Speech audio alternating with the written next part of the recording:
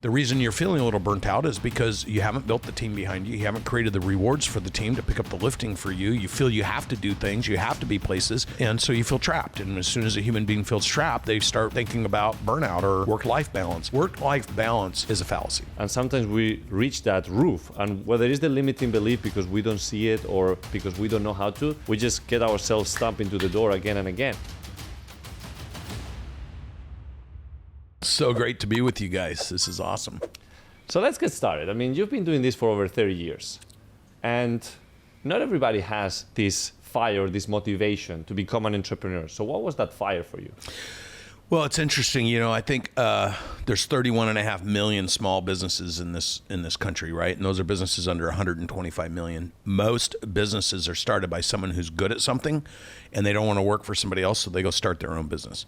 That's where it starts, and usually that's where the struggle begins, because building a business isn't just about what you do, it's about who you do it with and how you do it. My first business, I just acquired 130 businesses. I had no idea what I was doing. It was catastrophic, but it was exciting.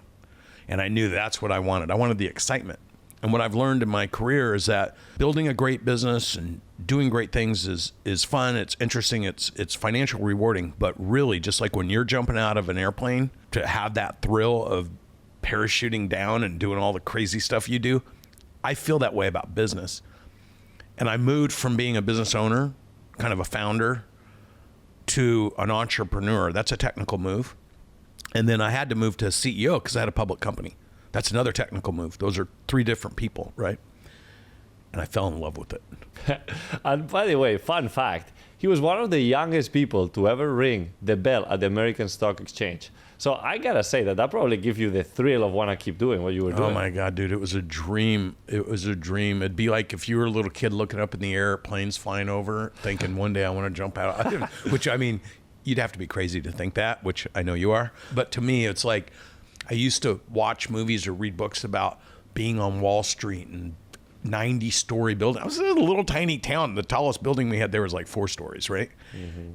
Dreaming of doing something big, but being such a poor student, hated reading, hated math, barely got out of school. I only passed my grades so I could do athletics because my dad told me if I got a C or below, I couldn't do my athletics. So I just always got C's, right?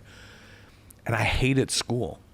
And to go from that and being told I should just settle and get in a good job, being a cop or whatever, my grandpa was a cop, it's all I ever wanted to do growing up, to actually at 29 years old, ringing the opening bell, youngest person to do it, raising $38 million with the most prestigious private equity groups on the planet. What was this company for us? Sorry.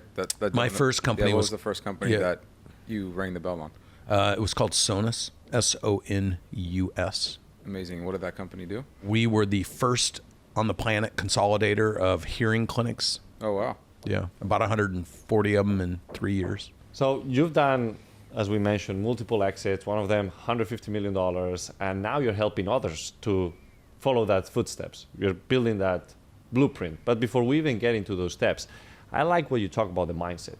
How do you reframe the way that you look at it? Because you didn't come from greatness, you had to build that.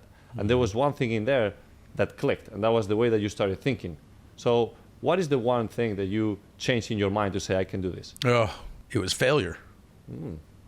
It was being Superman and doing everything and ringing the bell and buying businesses and raising capital and breaking through every glass ceiling and feeling like I can do anything I put my mind to. And then walking in a boardroom at the peak of my career in May of 2001, where I had just pulled off the biggest deal in my life. We were going global. I mean, I was it. I had everyone around the world throwing money at us. Not even to invest, just to give to me to bring them into the country to sell product. Free money. And I did the biggest deal of my life, and I flew home. My board said, that's great, unbelievable. You're the best entrepreneur. Fly in, let's have a meeting. I flew in, and they said, you're so amazing. But you're not predictable. And now that you've raised this money and it has debt in front of our preferred equity, it triggers a provision in our agreement. We're selling your company. Wow. It was a 15-minute conversation. And I said, we're not selling my company. And they said, yeah, that all you guys say that, so technically you're fired. We're moving you to chairman. And the new guy's coming in and walked in. Dan Dickhead Cole came in. Guy had never done anything in his life other than be a professional all he is a professional severance operator. Like, guy, I haven't seen anything he's ever touched that did anything good. And they paid him a bounty to sell my company as fast as they could. And Jesus. I left and tried to buy it back. And unfortunately, September 11th happened. So it wasn't really a good time to try to do that. They sold the business in February 2002. I resigned as chairman. And that was how that ended. It was unfortunate. But I do have to say, in entire transparency, that was the moment that caused me to think about having a mind shift. But for the first year and a half, my mind shift was they were all assholes and I was pissed at them. But looking back on it, because all those guys, other than Dan, he was a dumbass, all those other guys, the investors that trusted me, the private equity guys that worked with me, if I was them being the person I am today, and I had invested $28 million with the guy I was then, and I had a shot to get all my money back, 100% of my money, plus, I'd probably done the same thing. Because the analogy I've had to grow up and acknowledge is that if you took me a mile offshore in the ocean with Phelps, and people on the shore were making bets as to who is going to get to shore first, Michael Phelps or Brandon Dawson, it's so obvious what they'd pick. And what would happen is we'd jump in the water to race to shore. Michael Phelps would get there in no time with no energy. And about halfway there, I would be almost drowning. And the bet would convert from who would get there first to if Brandon's going to actually survive. Now, I survive, so I feel like I won. I did it. I made it. I didn't frickin' die, even though I almost did 55 times, and I was ingesting water, and I was panicking, but I made it. So I won. But if you're watching me, you're like, I will always bet on Michael Phelps. And the fact he got to shore, we're so thrilled, but we're not going to double down on doing it again. So when you're in a moment where you're winning in your perception, but everyone around you can see you're a train wreck, right? You don't see what they see. Right. And that's where I think entrepreneurs, they don't understand that just because you think you're winning, to people with experience looking at what you're doing aren't saying it's only a matter of time. And that's where, when I had to acknowledge that that was the condition in which caused them to exit, I had to own that I was the one that was flailing around trying to survive. And yeah, I was proud of surviving. And there's a lot of exciting moments, but I could have died at any point, taking the company down, and they would have never got their money. And with their wisdom, they've seen it 1,000 times. So if you're an entrepreneur and you're pissed off about what other people have seen, or if you've worked with private equity and been disappointed with them, there's a high probability they see something and saw something originally that caused them to invest with you, which is very positive. But along the way, you've eroded their confidence either in your ability to succeed, lead, or execute and hit targets. And when that happens, with their experience, with the volume and velocity of stuff they're in, they know to cut bait. And that's exactly what happened with me. But what you're mentioning is a good point for a lot of entrepreneurs to understand, because the risk that you unfortunately had to face was a risk that if you raise money or take other people's money, or you bring on investors, because the control may or not be in your own hands. So a lot of people think that, oh, if I raise money from a third party, it's easy, I could do whatever I want. But very rarely does it come with that. And there's shackles on you, for good or for bad, depending upon what your agreement is, obviously, if you're selling a majority position or not. But what are the risks you would say if you ever brought on other people, which I believe you guys raise money, that you make sure that doesn't happen again and protect yourself from it? Yeah, it's so interesting. The reason I was late is I was stuck in my car downstairs. I'm finalizing a deal. It's a very large transaction. And the owner was saying to me, I've got so many people now that they know I'm talking about doing this deal with you, coming and saying, we'll give you money. And he said, but every time they tell me that, I think of something you told me, Brandon, which is when you take other people's money, you now need to deploy that money to hit the targets that you've told them you're going to hit.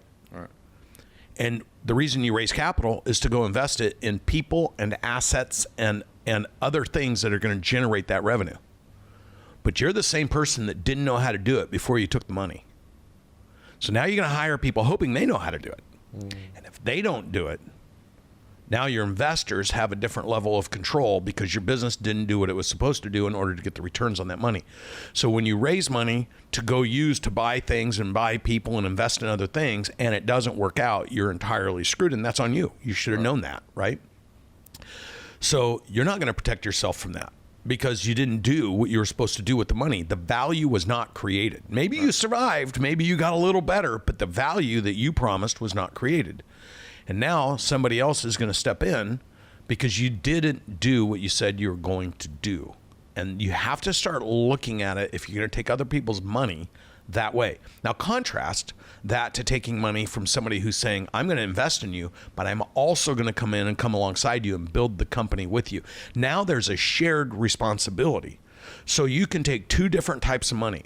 You can take investor money, or you can take strategic money. Strategic money is there's a bigger and different purpose for why I'm investing in you because we're going to win together.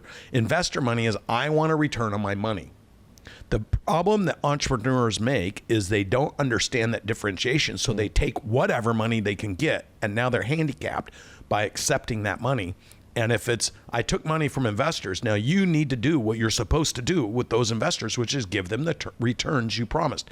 If you take strategic money, if they're winning strategically with you, they look at the investment as just it's a long-term investment versus deal. Someone that wants a check in the mail because they need it for retirement or for savings or whatever it is. And I think most people raise money from the wrong people that have different expectations, but they want the money so bad, they promise returns and things that they don't get. And then that's on them.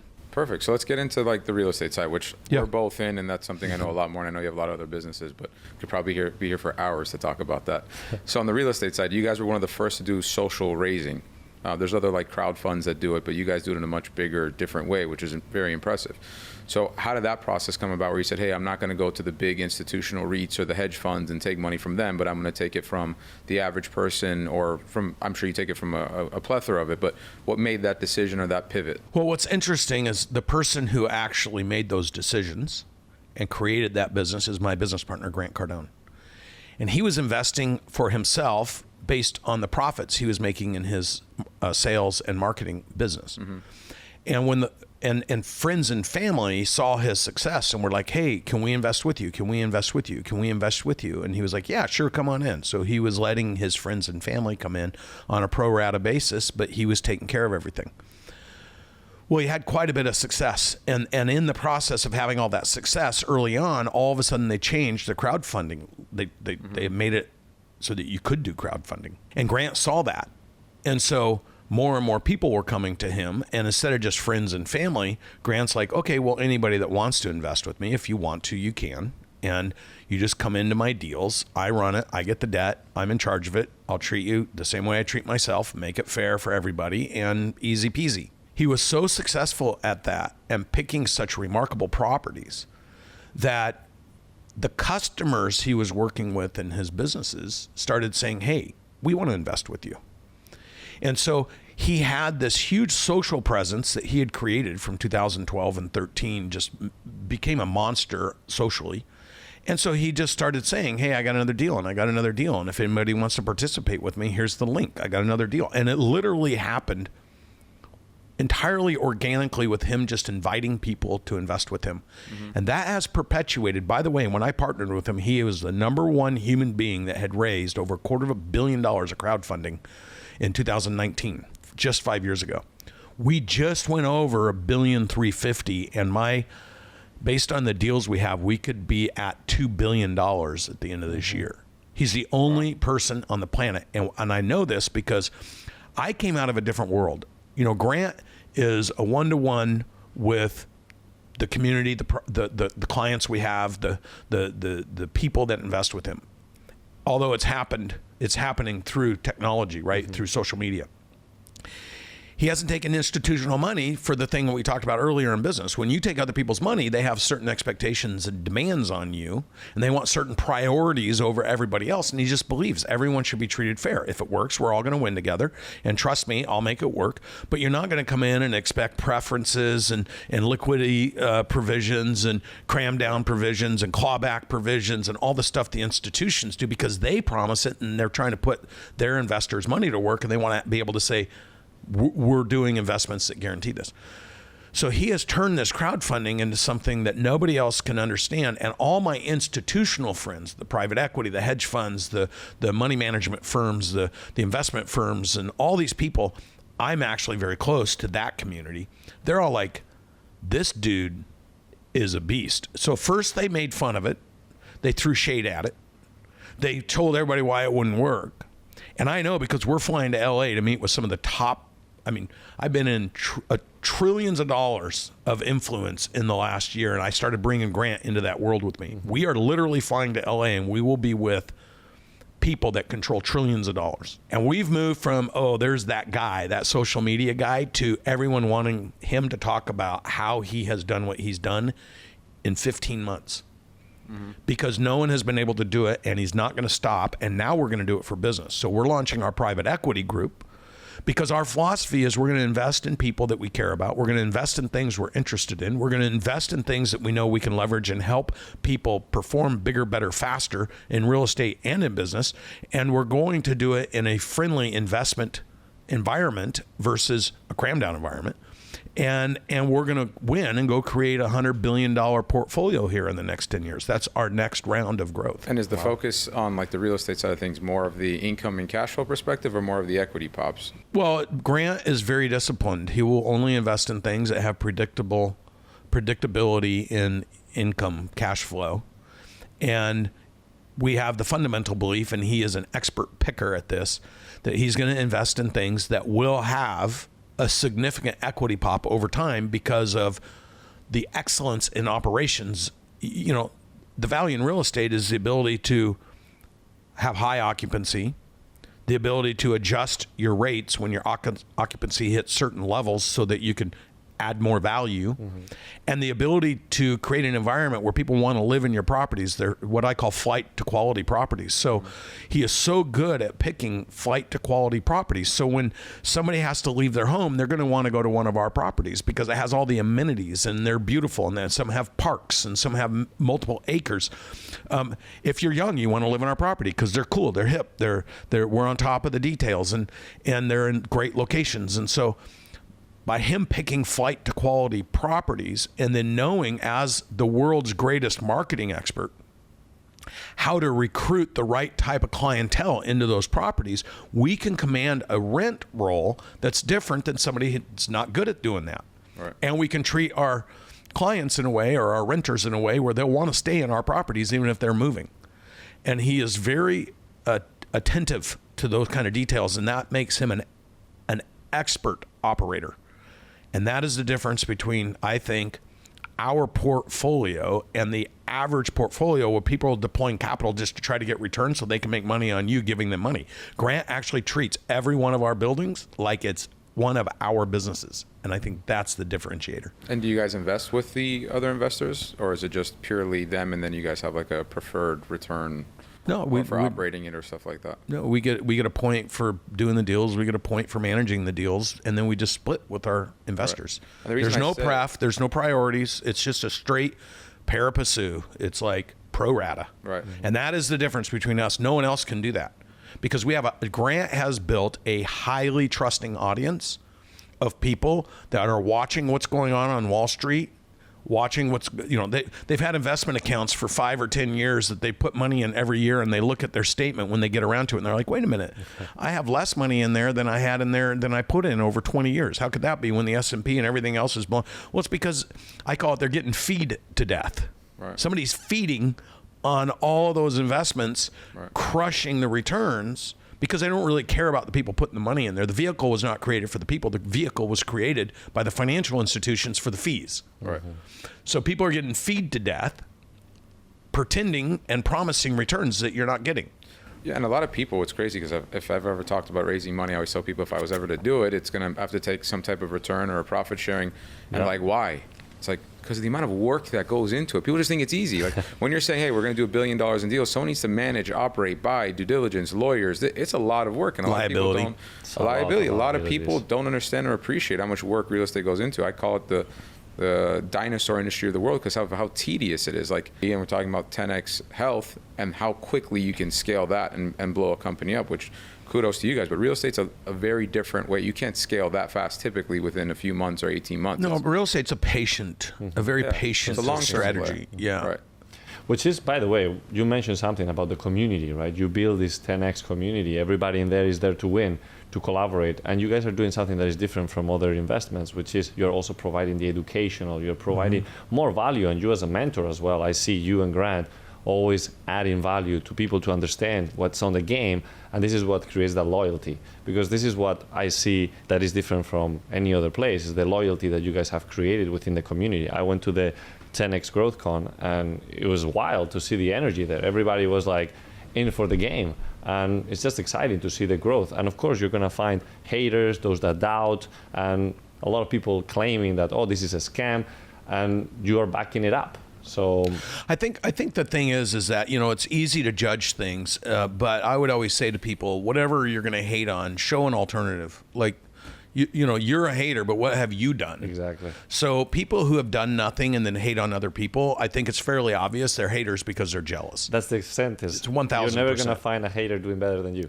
At 100%. And what makes our business system work, and this is exactly what drew me to Grant Cardone. So 5 years ago is when I first met him. And what drew me to him is I understood what he was doing. Grant says, as an entrepreneur himself, I don't want anybody to ever control me or tell me what to do. He's very independent.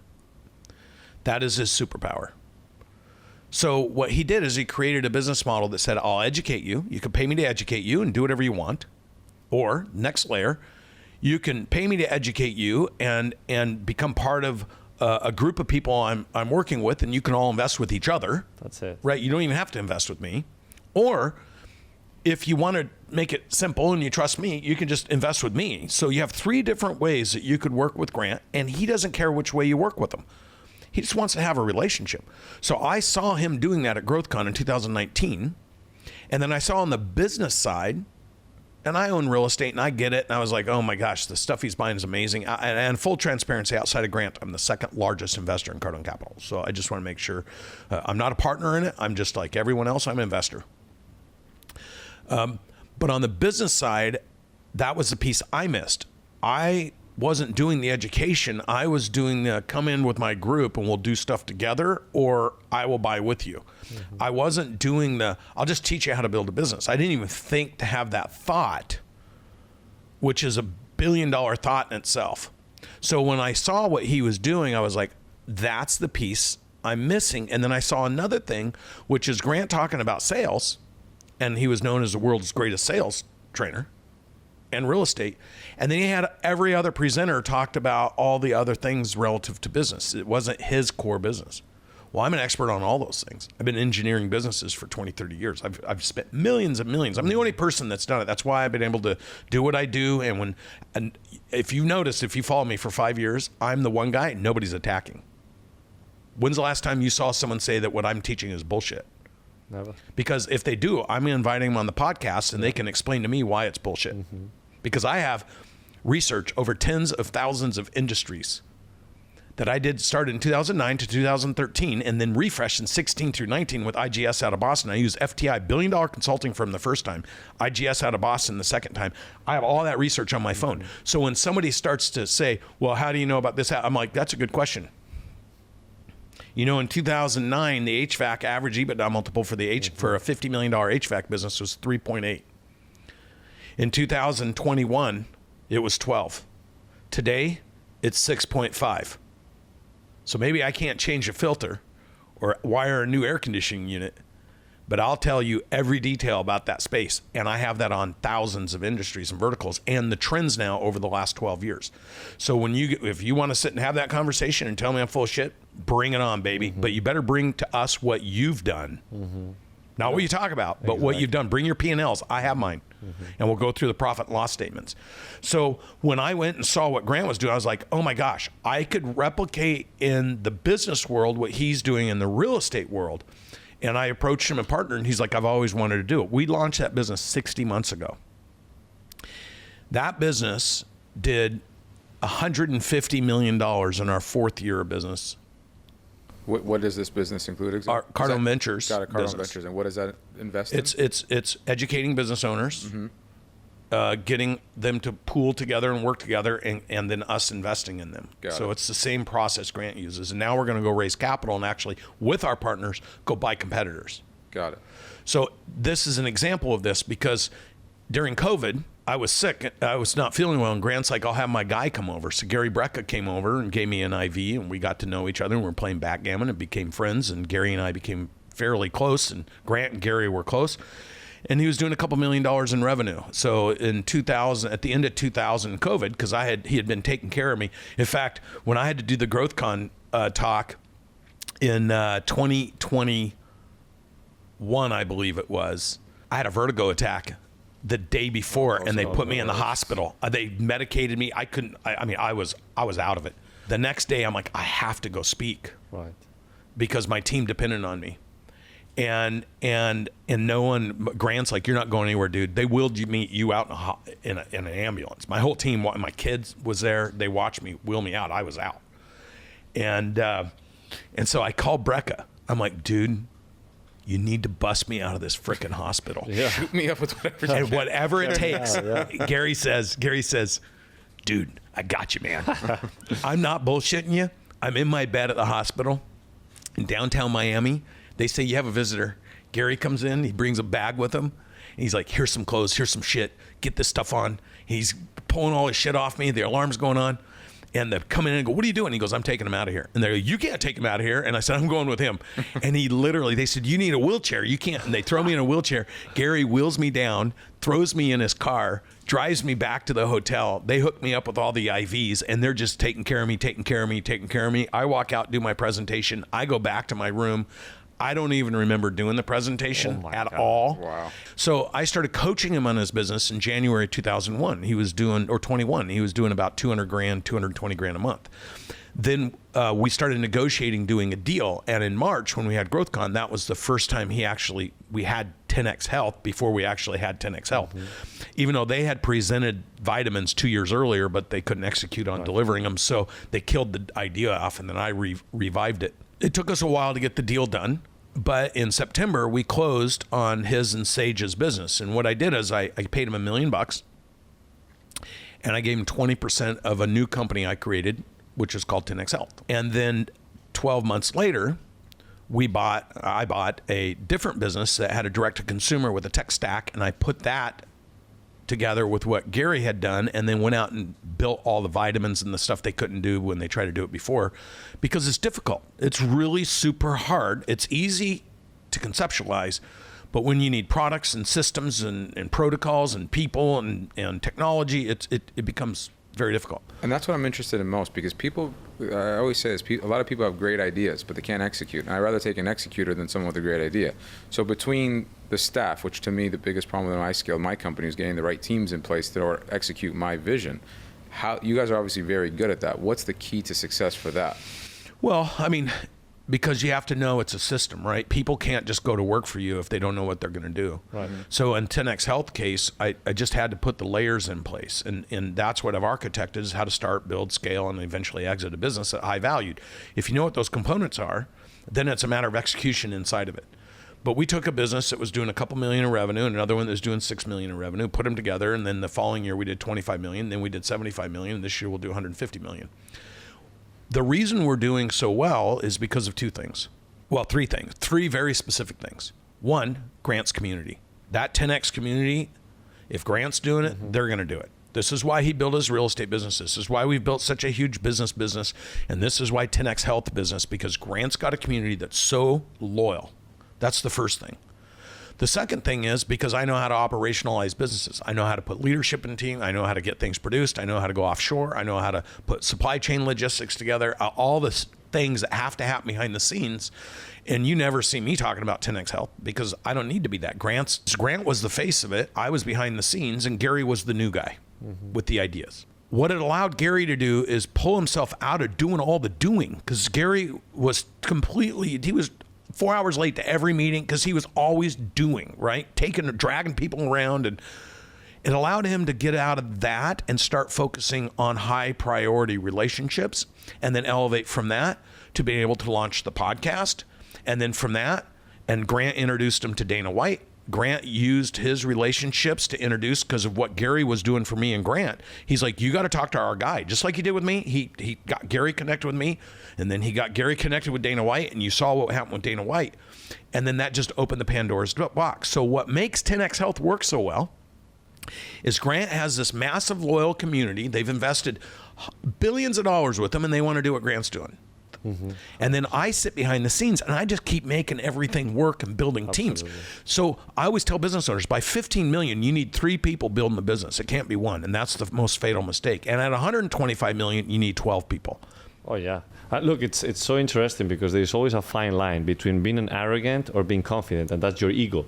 And a lot of times as entrepreneurs, we have that ego, which might be passion, but the ego is what allows us to be coachable. And sometimes we reach that roof. And whether it is the limiting belief because we don't see it or because we don't know how to, we just get ourselves stumped into the door again and again. So that's why having a mentor, I've been always a big fan of mentors. As an athlete, I've had coaches for everything, and in business as well. And I've seen what you've done with people like Gary Brecka and some other business owners that have great success stories. So what is the number one trait that you see that entrepreneurs do wrong?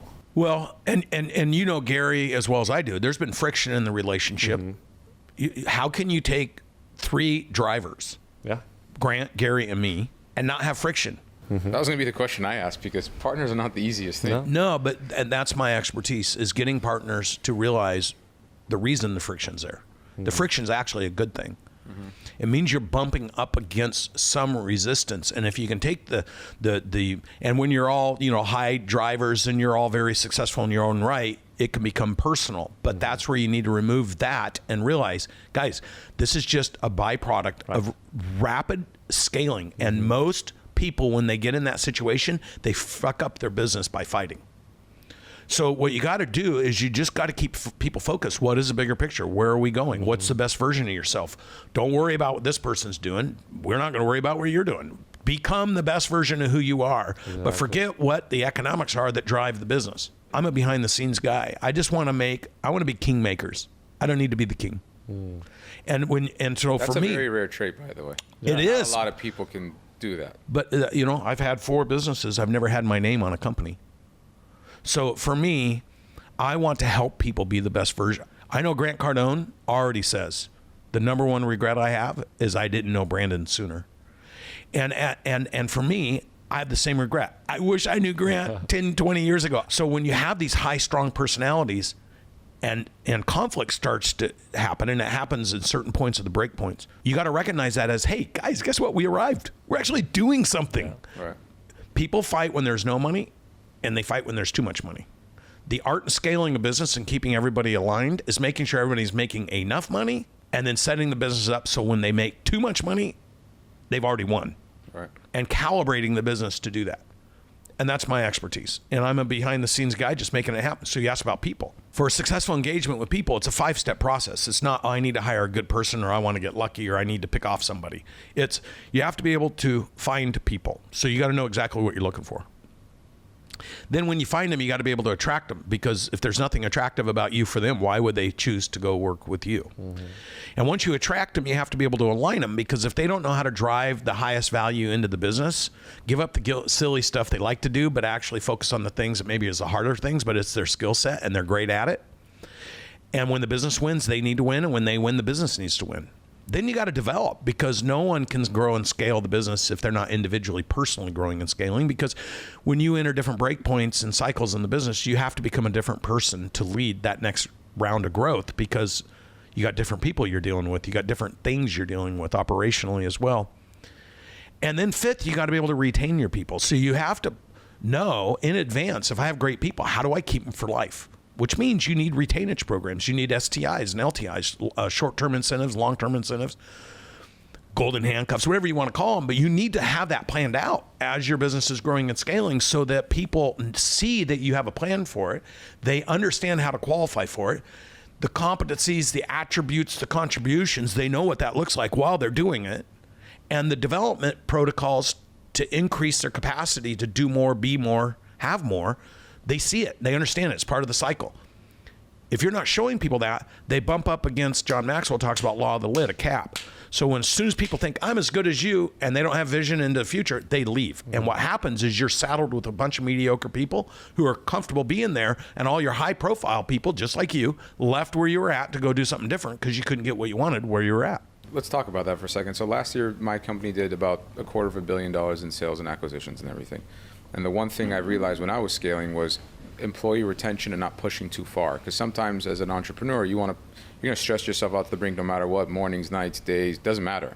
But your employees may not have that same logic. They have family, friends they want to hang out with. So how do you push people to a point where you can get the most out of them, but simultaneously not burn them out? Because burnout is a big problem in the real estate industry. It's very high velocity. You got to check every box. It's intense. So what's that healthy balance for you guys? Yeah. So first,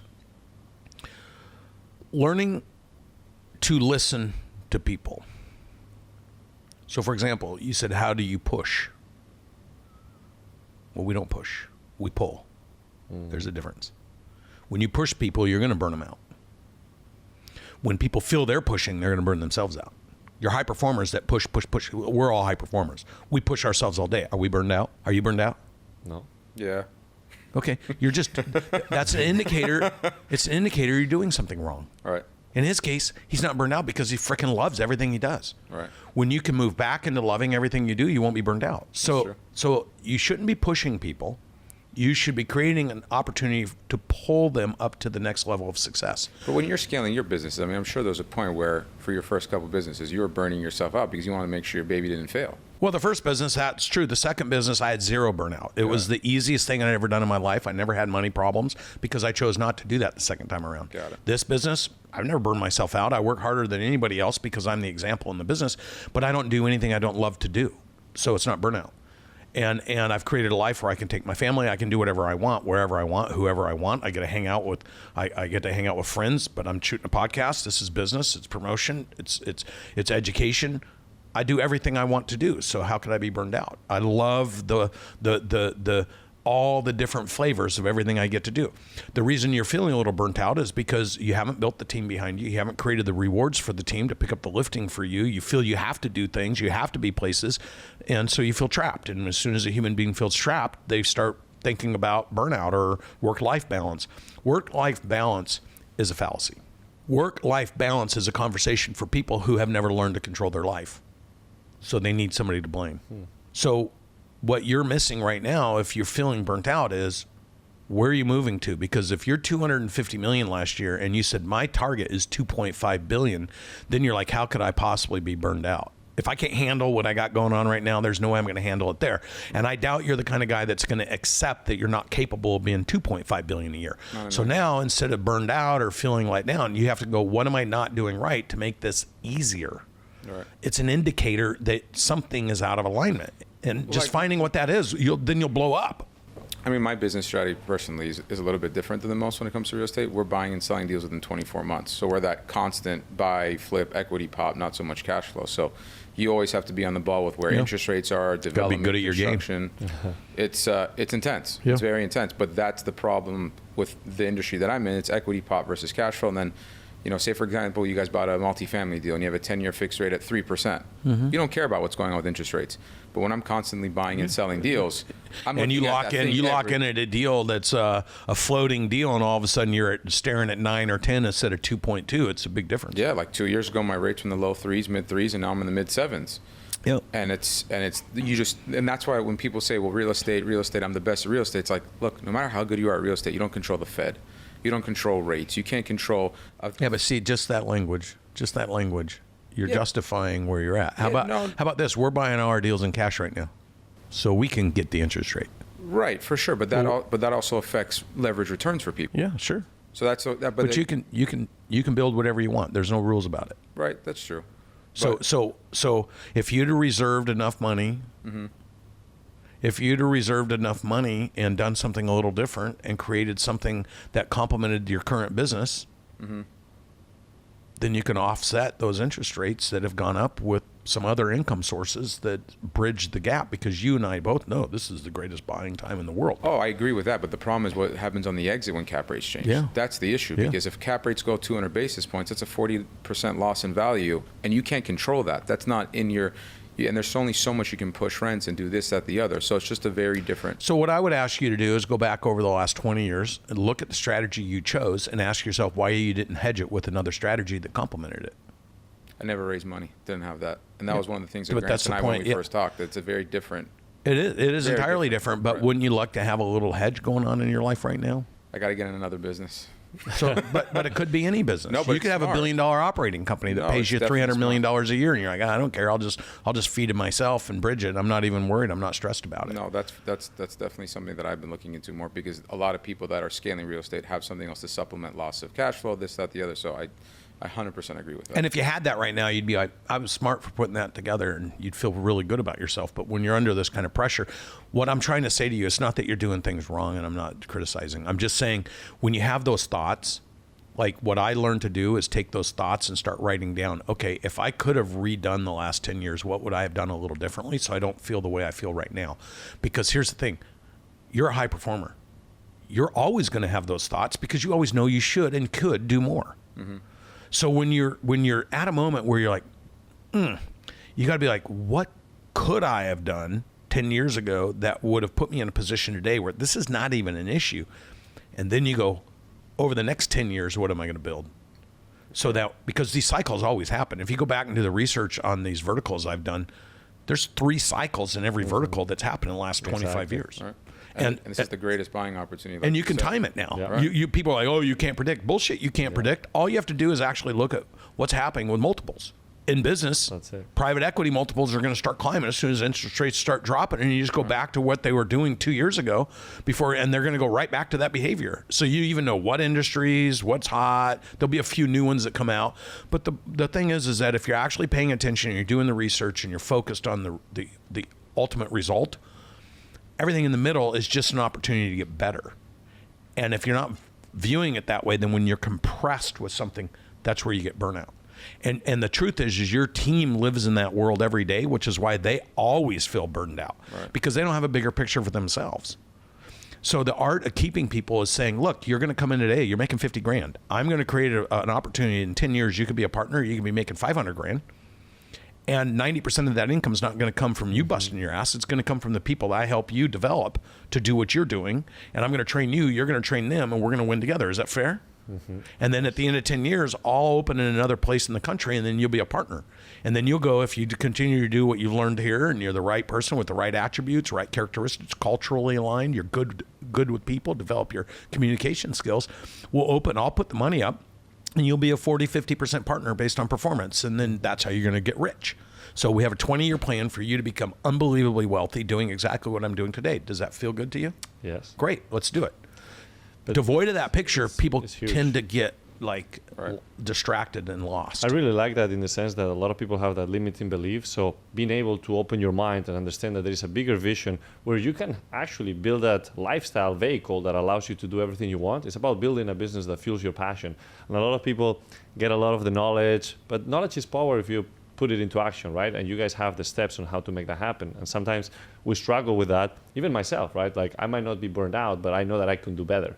So it's always about That's finding where the our right guys like us and Grant, this is where our burnout actually comes from, is we're pissed at ourselves because No, that's what I mean by the burnout. Yeah. It's not like I'm exhausted because I love Yeah. to work. It's how can I do it better? What's the next level up I could do? What am I missing? What's the angle I didn't see? Yeah. Why did I lose out on that one deal? Like, it's those little things that just irk at you. Yeah, but it's also what you're a killer. It's also what you love. Oh yeah. Because you want to sharpen that. That's your gladiator. That's the mindset that keeps you going. So I mean, Yeah. like, you're not so you guys satisfied. own the office building business. I think you guys own this building. I just bought a building that the poor owners paid $110 million for. I paid $60 million Yeah. 4 years later. I want to kill. That's in Yeah. my nature. Like that's I've got one of those deals right now I'm working too. Yeah. There's several of them. I mean, Right. the office is going to get crucified. $1.5 trillion of offices coming up in the next 6-9 months. I cannot wait. Yeah. Yeah, it's the greatest buying opportunity, but you have to be prepared for those opportunities. A lot of people go into it and it's like, I can't wait for it. It's like, you should be expecting what you're going in for 12 months before. Get line of credits ready, get your assets ready to sell to 1031 exchange, whatever the way you buy assets. A lot of people get in too late and then they miss out on the opportunity. Like the people like myself and you guys who bought in Miami 4 years ago, 5 years ago, we're jumping for joy. But people now 6 months ago are like, I'm getting into Miami now. Like, you're a little late there, buddy. Yeah. Or if they have cash, they can scorch a deal like you did. Right. Or you can scorch a deal. Yeah. So let me just wrap this up because I want the listeners to understand that there's always a formula on how they can level up in their lives. So what is a summary of what the first step will be for somebody? It doesn't matter how successful they are or how little they have, to today take action and get themselves to that next level. Yeah, I always say the rules of investing are first invest in yourself, then invest in the thing that generates the resources. And then when you have excess capital, invest in things you don't have to touch that just pay you, right? The passive income. If somebody's sitting there like, I'm just struggling, how do I look? There is no easier way to become valuable.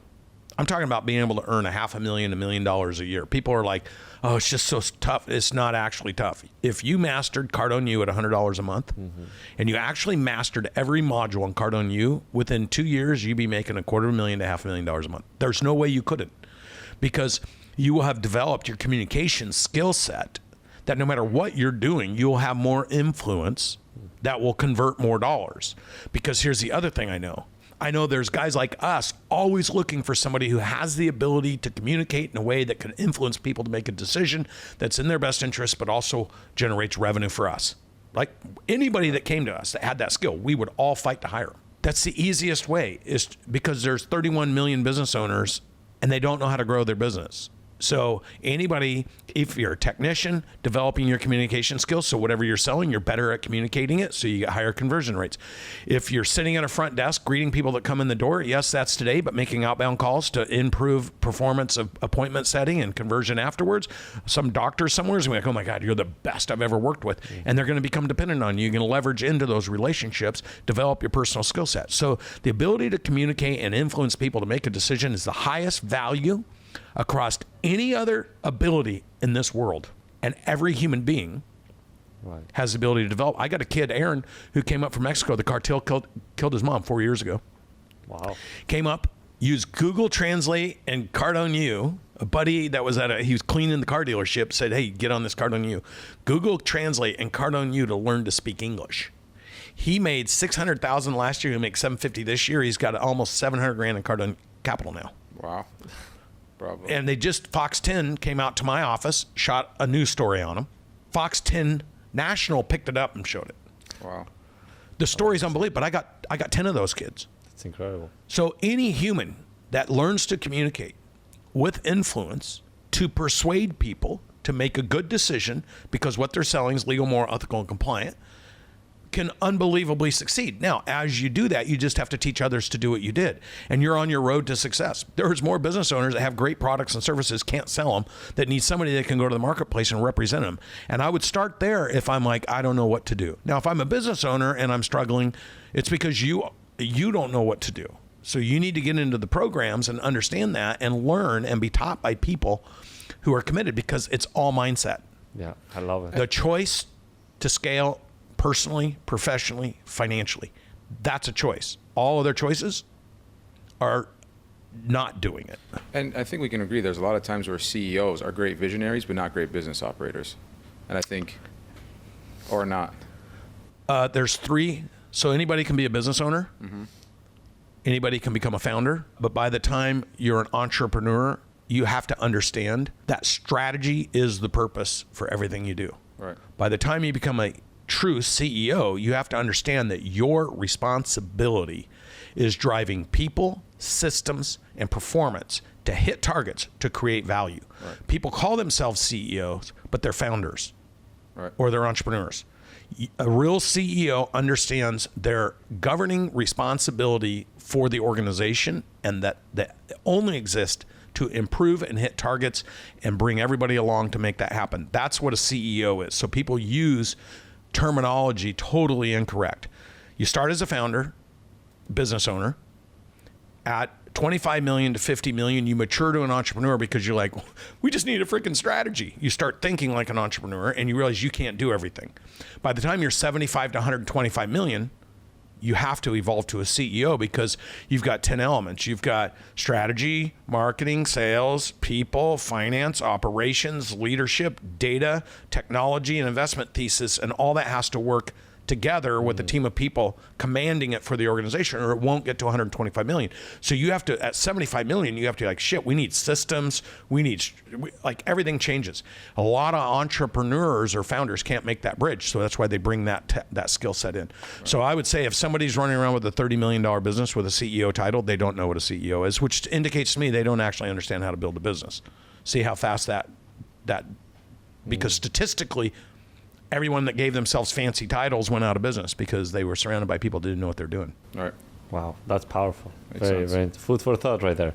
So let me ask you, what does level up mean to you? Level up means elevating your own lid to the highest potential instead of being satisfied with where you're at. Always striving to increase your personal, professional, and financial success every day. How can you improve to be the best version of yourself? And then teaching others to do that. Ooh, Bravo. we need to put that one down by the one and only Brandon. Which, by the way, guys, make sure you get his book, 9-Figure Mindset. Amazing. I recommend it to everybody. Brother, thank you again. Thank you, guys. time. Great hanging out with you guys. Yeah, amazing. Thank you, bro.